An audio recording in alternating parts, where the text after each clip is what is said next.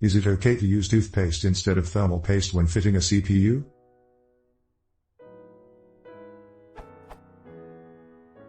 I was told many years ago to do this by someone who at the time knew more than I did. The CPU was a Celeron in the Pentium 2 era. It ran cooler with the toothpaste between the chip and the heatsink than what it did with nothing between. Has anyone else ever heard of or tried this? What were the results?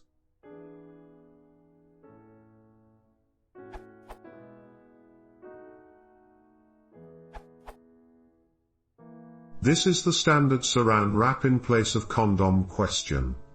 While some toothpastes may provide the correct type of thermal conductivity, toothpaste is too big a category to answer the question accurately. Worse, unless you want to make it a fun science project, nobody is going to be testing different types of toothpastes for thermal conductivity. That said, the answer is probably yes. Toothpaste is definitely better than nothing, because air, i.e., nothing, is a terrible heat conductor. That said, there are other properties to consider. From Wikipedia.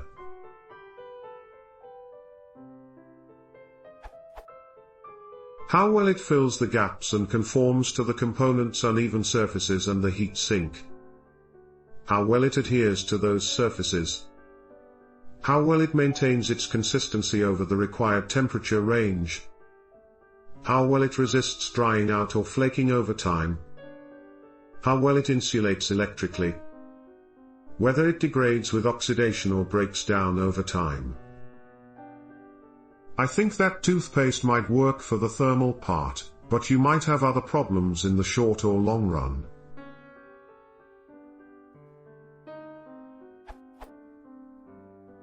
On a different note, that said, if you need to stick a note to the wall, you can definitely use chewing gum, after chewing a bit. Sometimes it's hard to get off when your lease is over, though smile.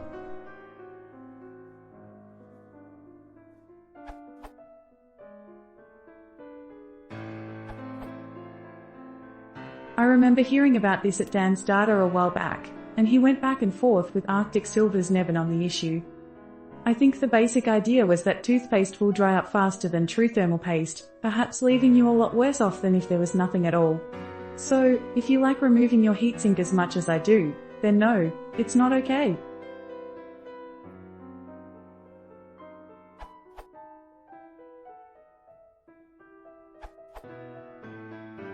It might be better than nothing, but unless toothpaste has unsuspected thermal conductivity, I'd say it's a bad idea.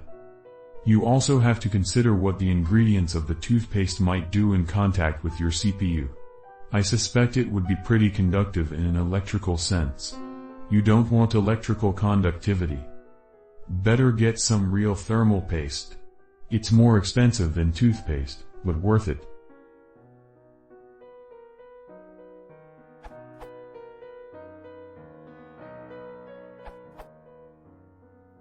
Also just used toothpaste on my MacBook Pro 2011.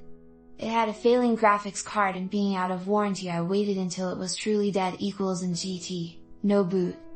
I took it apart, cleaned it and removed all plastic. Did a reflow of the motherboard in our regular oven at 220 degrees Celsius for a couple of minutes. Applied toothpaste to the CPU and put it all back together. After all this it booted right back up. It ran hot for 2 minutes at 90 degrees Celsius. Might have been a diagnostic check after being taken apart, OS X just testing the insides. It now runs at 45 degrees Celsius under normal load. No crashes, no funky broken graphics card stuff anymore. It will probably set itself on fire at some point, but more likely because of the failing battery than because of the toothpaste.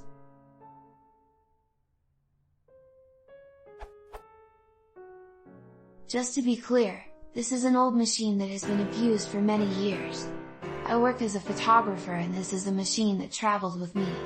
So it saw lots of water, dust, sand, mud and everything you don't want around electronics. Do not try this just because you are too lazy to get the real stuff. Only badasses may proceed. Update. The poo finally truly died. Well, not really, the poo is perfectly fine, even after months of having toothpaste for thermal paste. The solder connecting it to the motherboard however has too many cracks in it now and a reflow in a cooking oven no longer works.